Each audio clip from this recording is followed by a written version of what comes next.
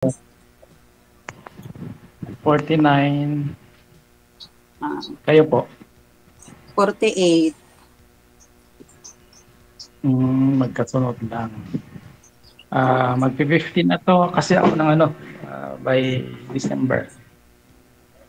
Ah. May asawa, may anak? Meron po. May asawa? Ba't ka sumali dito?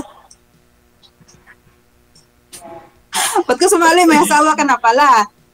Hindi niya alam eh. Ah, Hindi, joke lang. Nasa siya?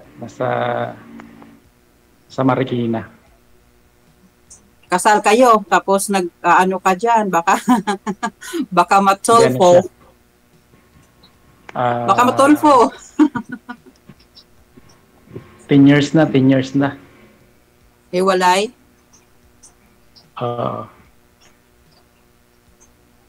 Sa na lang, sa baby na, sa bata na lang. Kasal kayo? Yes.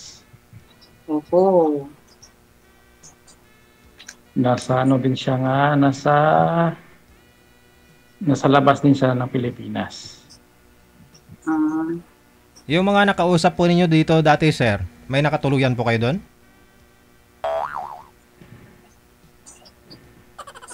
So, nasa Saudi po kayo ngayon? Ay, bungol.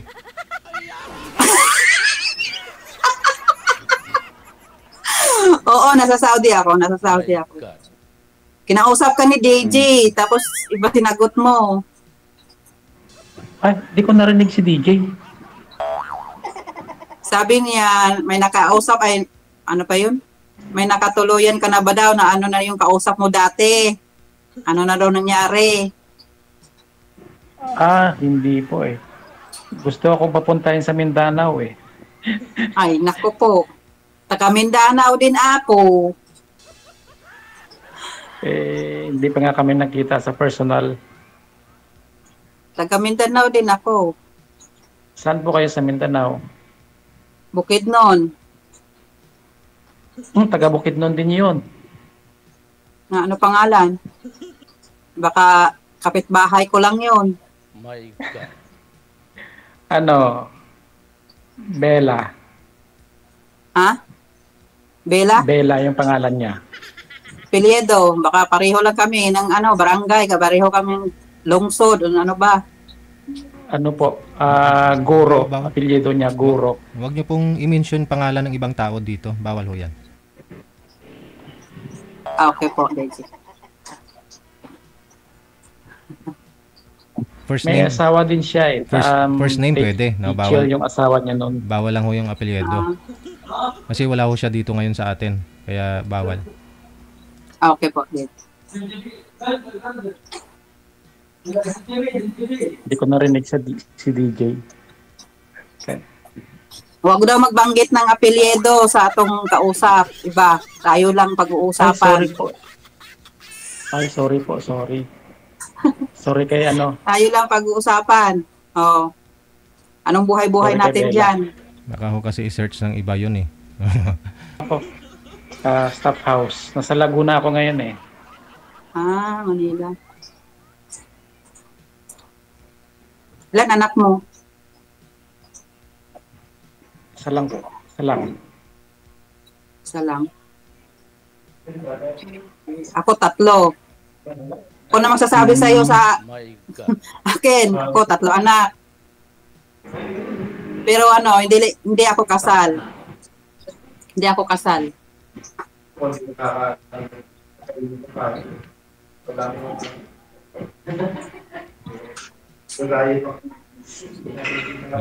Maingay, May tatanong ka ba sa akin? maingay kasi. Kaya di niya marinig. Mahina po yung signal. Nawawala-wala.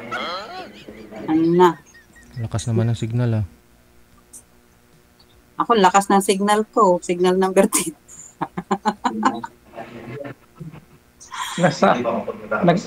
Sa'yo po, naglalags. Ha? Naglalag po sa'yo.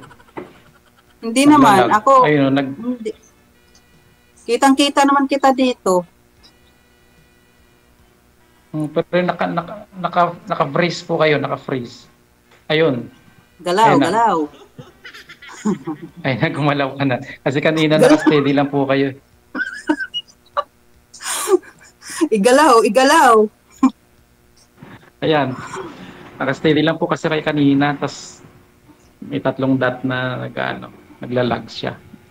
Hmm. Ayun, so same din pala Mindanao kayo. Bukid nun din pala. Oo. Kasi nung yan, last year pa yata yun. Last year, January pa. It was 2024. Hmm. Yun pa yung uling usap namin.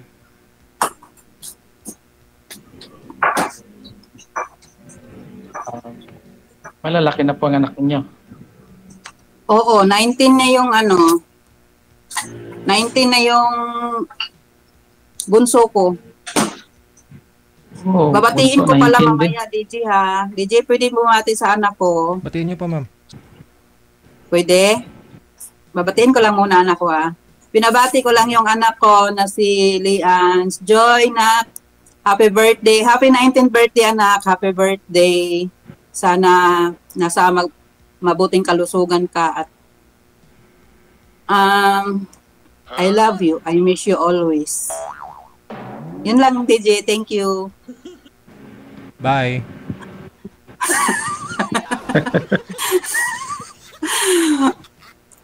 Yung niyo ma'am, yung panganay niyo po, ilang taon na po siya? 28. Mm, 28 tapos 23 tapos 19.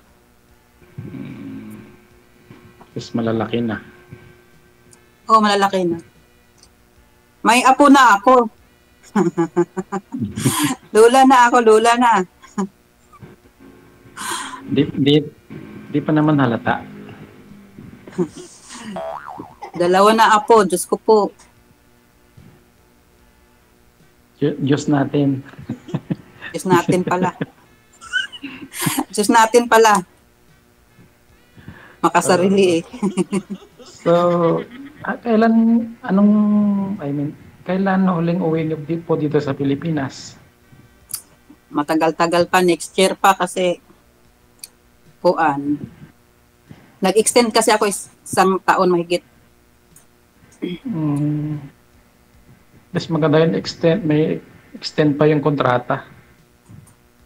So, mas marami ka pang Ito lang.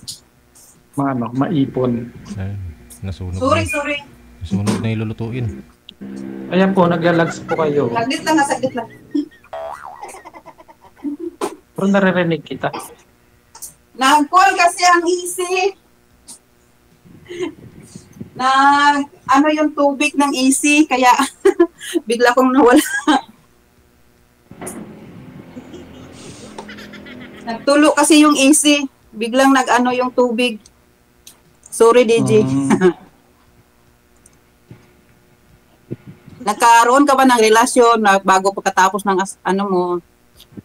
marami ka relasyon? Hindi. Lagi akong nasa destino, nasa trabaho lagi. Ano ba trabaho mo? Sa Manila. Sa Manila kasi ako naka-base, nandito yung trabaho. Then, Ano trabaho mo? Anong klaseng trabaho? multitasking ako dito eh.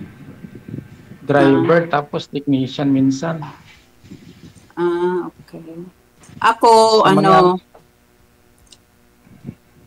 yung partner ko, naghiwalay kami sa mga tatay ng mga anak ko. Tapos, nagkaroon ako ng karelasyon.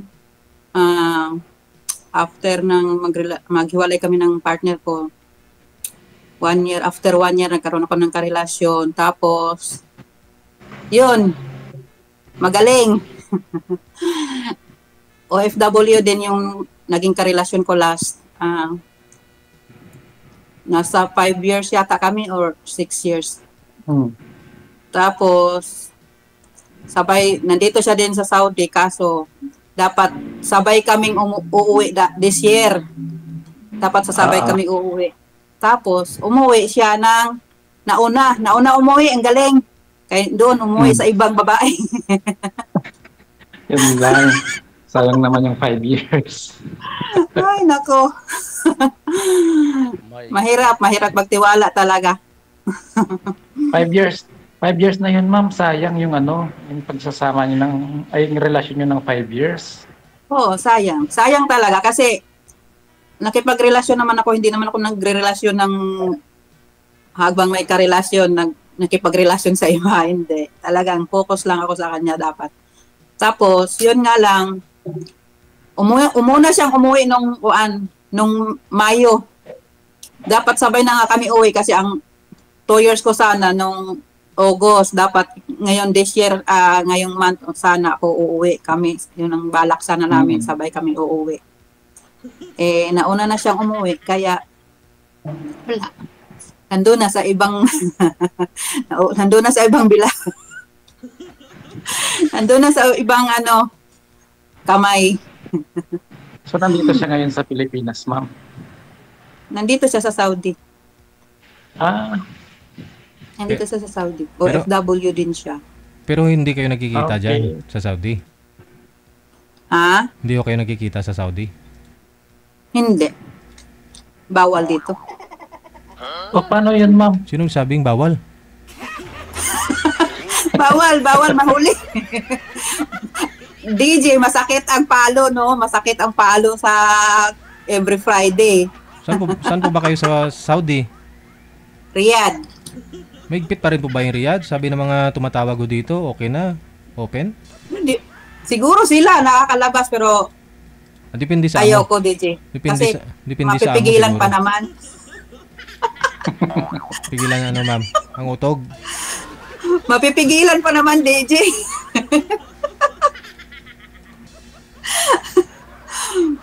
Hindi tayo magkikipagkita. Masayahin ka pa naman, ma'am. Iniwan ka niya. Mabait talaga ako. Actually, DJ, puan ka ng, nasa Bahrain ako dati, kami nagkarelasyon. Nasa Bahrain pa lang ako. Tapos, yun nga, umuwi ako. Tapos, nagka naman kami sa Pinas. Nagkita na kami, nung umuwi ako, 2021,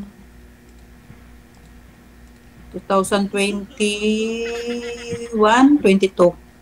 Ako umuwi sa Pinas, tapos nag-apply ulit ako dito sa Saudi. Yun nga, nauna siyang umuwi. Ayun, Nagkita ho kayo, ma'am, tapos? Nagkita kami sa Pinas, nagsama din kami ng ilang buwan doon sa Pinas. Tapos, yun nga, usapan kasi namin na marami naman sana kaming plano na. Tapos, yun nga lang, nung nagtapos siya nung Mayo, umuwi siya ng Pinas nung Mayo. Tapos, sa iba na umuwi. May ibang kasabay, DJ. Dapat kami magkasabay umuwi, no? Dapat ngayong buwan na to. Tapos, yun nga lang, yun. Wala na.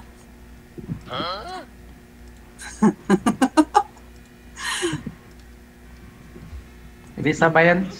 Ikaw na lang sasabayan ko, ma'am. Ha? Ikaw na lang Ay, kung sasabayan uwi ko. ka ng... Kaso may asawa ka naman kasi, kasal ka. Yun nga lang. Pero... Ako hindi ko kasal. Kaya, pwede ako makakasal. Ay, hindi pala kayo kasal yung una mo. Oh, hindi. Okay. Yun nga yung hirap dito, no? Pag 10 taon na mahigit niwalay tapos kasal kami, then di na nagkikita, di na nag-usap. Oo. Ang hirap pala sa part namin, kaming mga lalaki. Bakit? Kasi yun nga, mapupunta tayo ng makakasuhan tayo ng bawsi. Pero kahit nga siya may na rin eh. Wala kasing batas. Yung partner Wala ko. kasing batas para sa lalaki, sa babae lang. Paano naman yung mga lalaking binubugbog ng asawa? Wala, no? Pero yung binubugbog ng babae, siya, DJ? kulong. Oo. Yung lalaki kapag binugbog, partner ko. wala, no? Hindi makukulong babae. Pag yung lalaki, nirape yung babae, kulong. Pero pag yung lalaki ang nirape ng babae, hindi kulong babae. Kulong.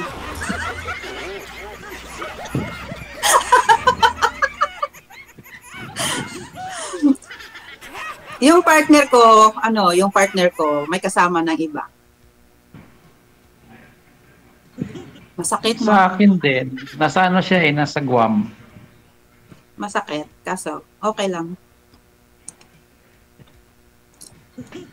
Hindi ko naman siya mahabol para sa vowsy kasi nasa Guam siya. Ala, part na US na eh. Yari ka, nanonood yun ngayon. Nanonood yun ngayon. Manood siya yung kakasuhan ko. Bakit naman siya kakasuhan?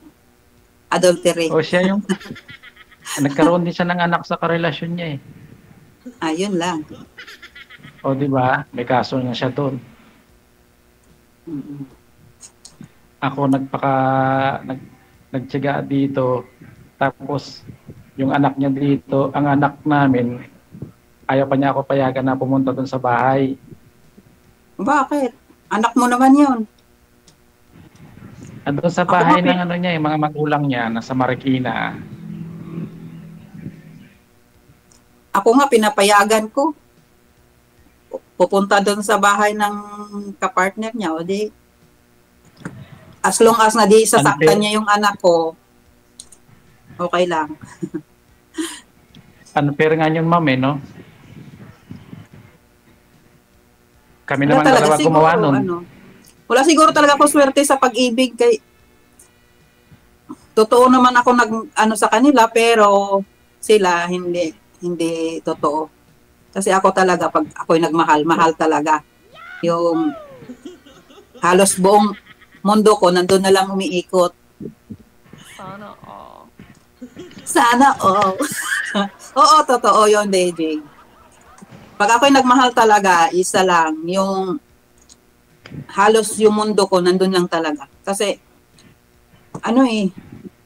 basta ako ganun ako magmahal. Isa-isa lang, pero talagang totoo ko magmahal. Yung hindi talaga ko yung ayaw kong may masabi sila. Kaya nung naghiwalay kami, tsaka ako nagrelasyon kasi nga may alam na ako na nakipagrelasyon na siya sa iba. Kaya nakipagrelasyon na ako.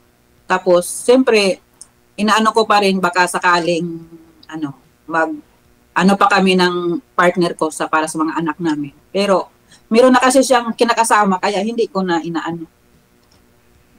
Ayaw ko nang magulo pa kasi meron na siyang iba eh. Pero nung hindi ko pa alam na inaano ko talaga na magiging okay kasi nga para sa mga bata. Meron na siya. So, ako na lang ang Tapos ngayon naman, oo. Tapos yung ngayon naman, niloko naman ako, no? Ang sarap kutusan. Baka makutusan ako Hindi, kasi ako talaga wala talaga sana akong problema sa basta kung mahalang talaga ako, yun lang. Basta basta totoo lang talaga. Kasi mahirap. Ano po ba hinahanap mo sa isang lalaki? Siyempre, yung hindi ako sasaktan physically. Kasi pag once na ma-physically ako, kahit gaano pa kamahal yun. Sorry, goodbye.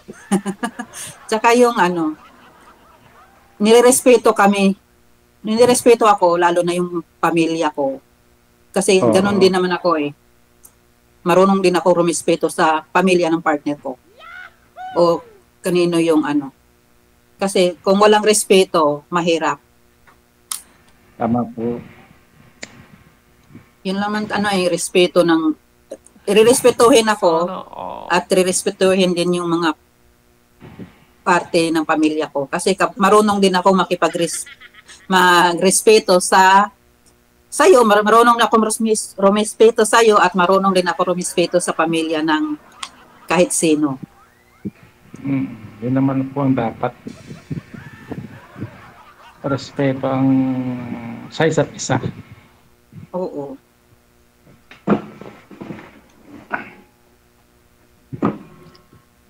At saka, tanggap ang anak ko, siyempre. Ano po? DJ, pwede na ba i-off? Kasi miss, ang aga pala nagising ng amo ko. Ano daw? Ayabaw.